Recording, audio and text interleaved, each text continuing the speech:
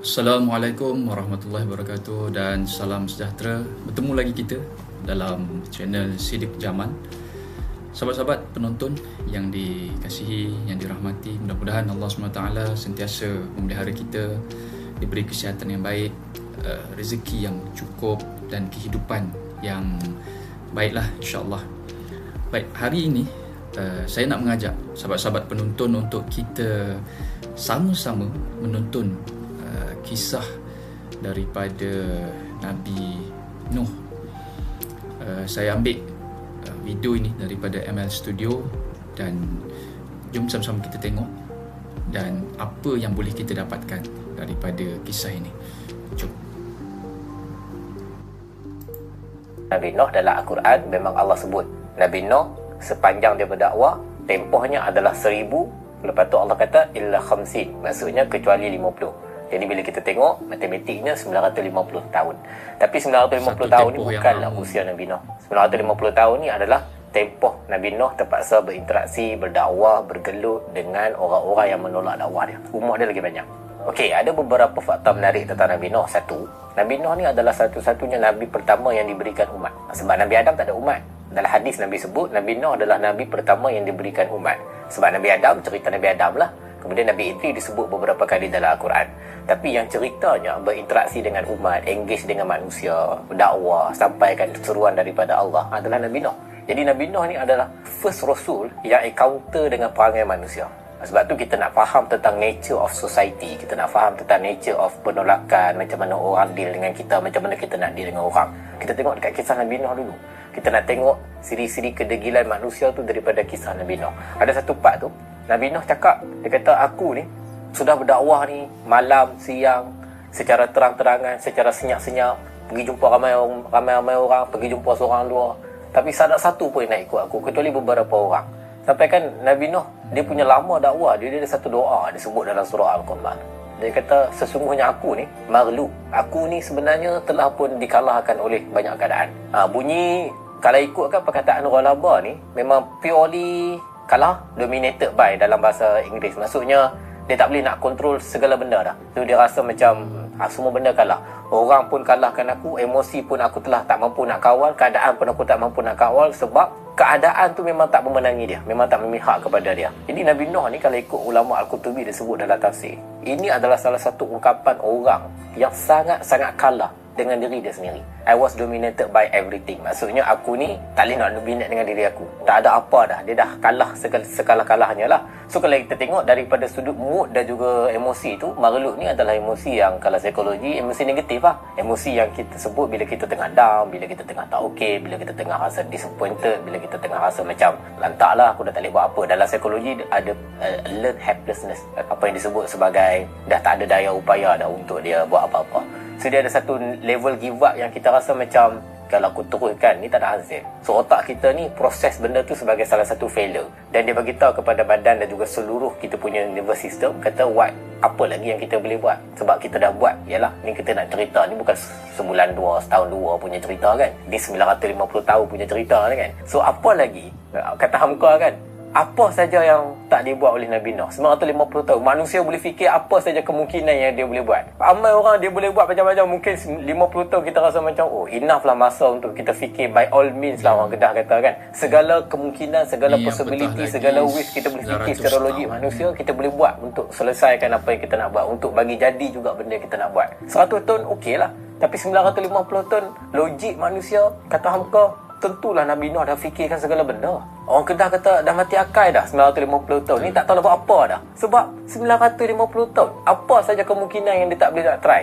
A, B, C, segala possibility dia try. Tapi akhirnya tak ada hasil. Jadi apa? Apa jadi kepada diri kita manusia? Kita relate dengan diri kita.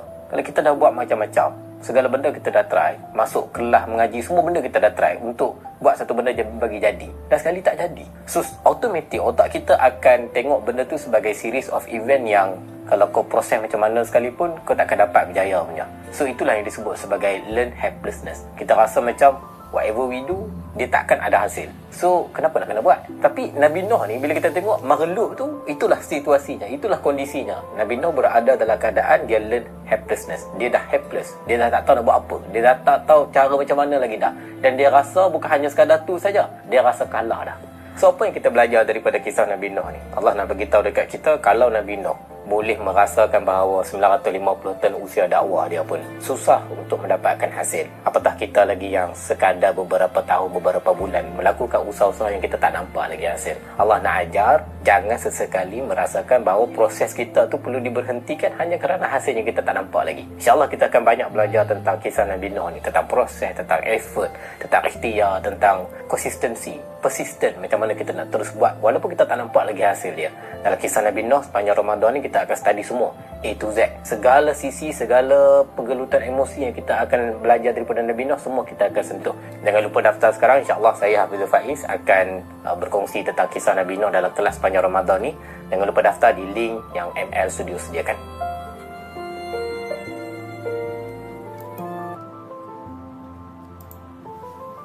Okey, alhamdulillah.